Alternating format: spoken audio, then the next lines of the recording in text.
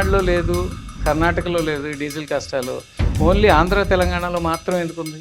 తెలంగాణలో కూడా కొద్ది భాగంలో ఉంది, అన్ని దగ్గరలో లేదు. ఆంధ్ర మాత్రం పూర్తిగా ఉంది.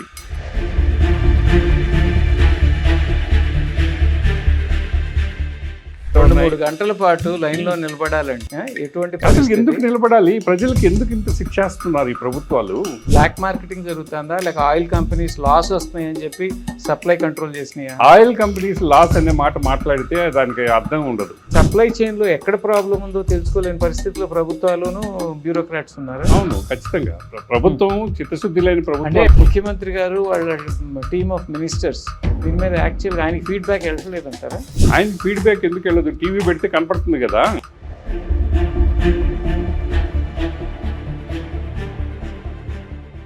దీని ఇంపాక్ట్ రేపు రాబోయే రోజుల్లో అతి కొద్ది రోజుల్లోనే లోకల్ బాడీ ఎలక్షన్స్ అంటారు.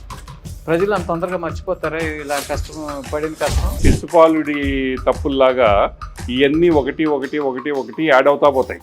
అంటే అధికారుల మీద కంట్రోల్ ముఖ్యమంత్రి గారికి లేదంటారు? అధికారులకి మీద కంట్రోల్ ముఖ్యమంత్రి గారికి లేదనేది వాస్తవం. అంటే కలెక్టర్కి వేరే పని లేదా? పోయి పెట్రోల్ పంపులో పెట్రోల్ పట్టించిన కలెక్టర్ పనే. ఏమీ లేకోకుండా వెళ్ళి ఏదో నాయకుడిని పొగడాలి. సో రాజకీయ పార్టీలు చేసే తప్పుని ప్రజల మీద కట్టినెడతారు. 5-10% మంది తప్ప మిగతా సామాన్య ప్రతి ఓటర్కి కూడా జగన్ వేయడానికి ఇష్టం లేదు, చంద్రబాబు వేయడానికి ఇష్టం లేదు. ఏమంటే ఇద్దరి మధ్య తేడా లేదు. చంద్రబాబు దగ్గరికి వెళ్ళి ఆయన దగ్గరే మీరు ఎంతసేపు మాట్లాడినా ఆయన సావకాశంగా వినేవాడు.